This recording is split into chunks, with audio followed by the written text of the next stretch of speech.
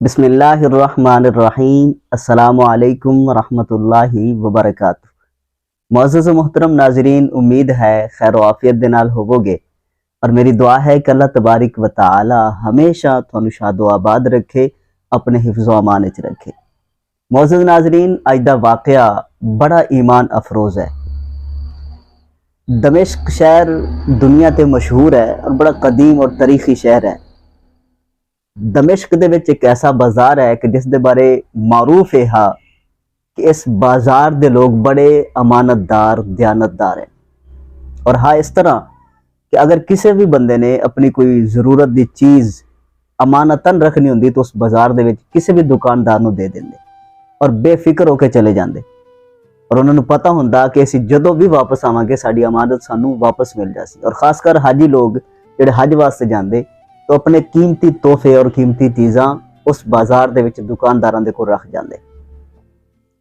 उस बाजार दे विच एक शख्स आया एक दुकान ते, और उस दुकान दा जो मालिक हा असल वो दुकान ते नहीं बैठा हा, उसका मुलाजिम बैठा हा। उसनूं आके मिला और उन्होंने आखन लगा कि मैं तेरे मालिक नूं मिलना है। उसने आखा जी मालिक घर है, उसनूं बुला लैने। मालिक नूं बुलाया गया तो आखन लगा जी मैं अपनी अमानत वापस लैन वास्ते आया। दुकानदार आखन लगा कि बुजुर्गो थोड़ी अमानत की है मेरे को? तो आखन लगा जी मेरी अमानत तेरे को 3000 दिरहम है।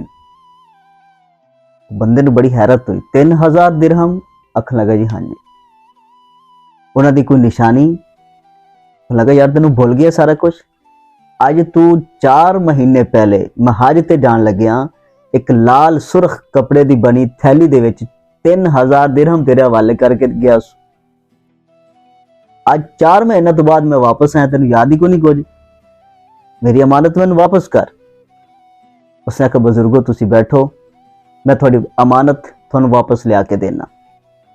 अपने मुलाजिम नू उस दुकानदार ने आखा कि इन्होंने खाना खिलाओ और खुद घर चला गया। कुछ देर तो बाद वो वापस आया, उस हाथ दे विच लाल सुरख कपड़े की बनी हुई थैली दे विच 3000 दिरहम आए। उसने आके उस हाजी साहब के हवाले कर दिते और आखन लगा कि बुजुर्गो अपने 3000 दिरहम गिन के पूरे कर लो। उस बंदे ने 3000 दिरहम गिने, पूरे किए, दोबारा थैली दे विच पा ले और के चला गया। जो बंदा वापस जा रहा 3000 दिरहम लैके 2-4 दुकाना टुरन तो बाद उसके कदम रुक गए। उसने वेखा दुकान असल दे विच आ है जिसते मैं अपनी अमानत रख के गया। और जो दुकान दे विच दाखिल होया ना, दुकानदार उठ के खड़ा हो गया, उसने मिला हाजी साहब आ गए वापस, कदों आए हो? बड़ा टाइम ला दिता तुसी तो बड़े काले आए, बैठो थोड़ी मैं तुहानू अमानत वापस करना। उस बंदे ने बड़ा ताज्जुब होया, बड़ी हैरत हुई, बड़ा परेशान होया कि अगर असल बंदा आया है जिसदे कोल मैं अपनी अमानत रख के गया सूं तो फिर उस बंदे ने इतने पैसे मैनू क्यों दे देते?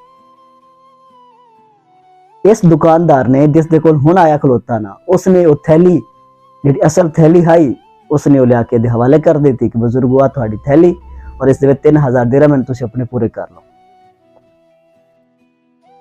उस हाजी साहब ने उस दुकानदार को कहानी सुनाई कि यार मैं तो इस तरह किसी होर दुकानदार दे कोलों 3000 दिरहम ले आया।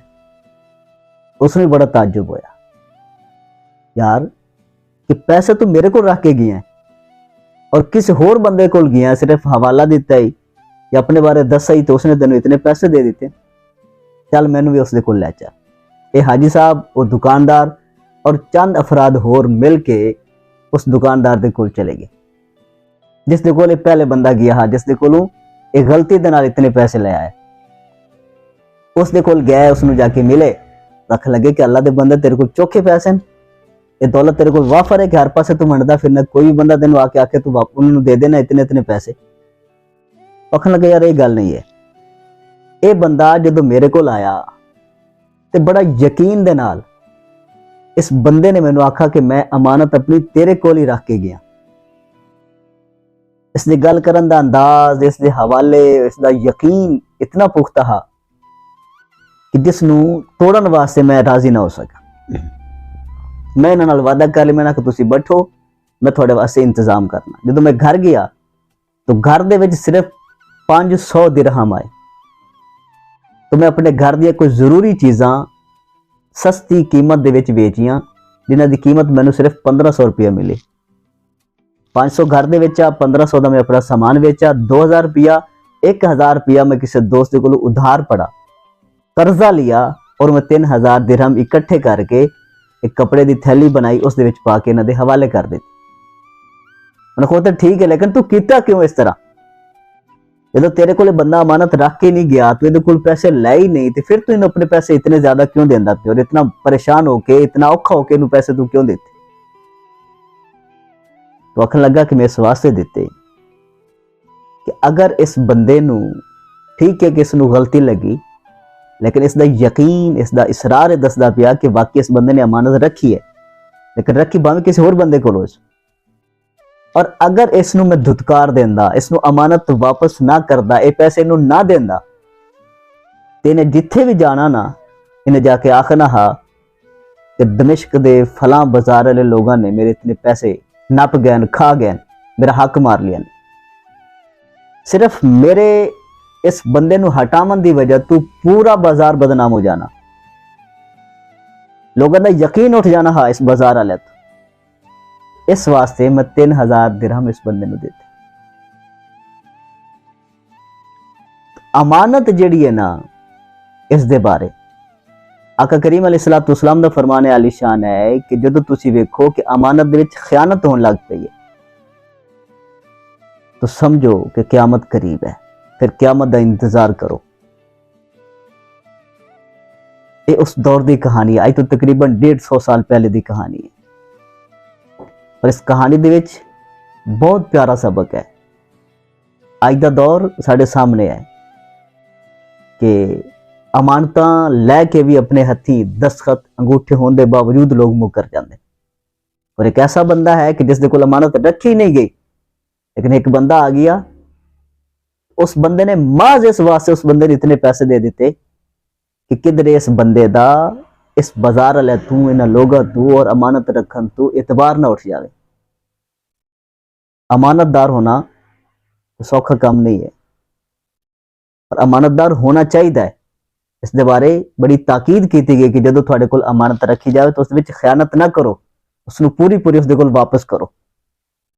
हुजूर नबी रहमत सल्लल्लाहु तआला अलैहि वसल्लम ऐलान नबूवत तो पहले आका करीम अलैहिस्सलातु वस्सलाम दे 2 लक़ब मशहूर है, अस-सादिक अल अमीन। हुजूर ऐलान नबूवत तो पहले भी सादिक और अमीन है। ऐलान नबूवत तो पहले कुफार मक्का आका करीम अलैहिस्सलातु वस्सलाम दे कोल अपने कीमती चीज़ां अमानतन लिया के रख दे। जब हुजूर ने ऐलान नबूवत फरमाया, हुजूर हिजरत करके गए, उस वक्त भी कुफार दी अमानतां आपदे कोल वापस पईयां आईयां,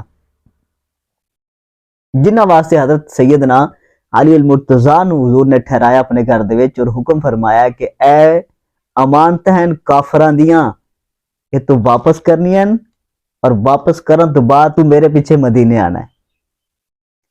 अल्लाह तबारक व तआला अमल दी तौफीक अता फरमाए। वीडियो पसंद आए तो इसनू लाइक और अपने दोस्तों के नाल शेयर कर देता करो। चैनल ते नवे ने तो इसनू सबसक्राइब कर लो। दुआ है कि अल्लाह तबारक व तआला हमेशा तुहानू शादो आबाद रखे, अपने हिफ्ज़ो अमान च रखे। अस्सलामु अलैकुम व रहमतुल्लाहि व बरकातहू।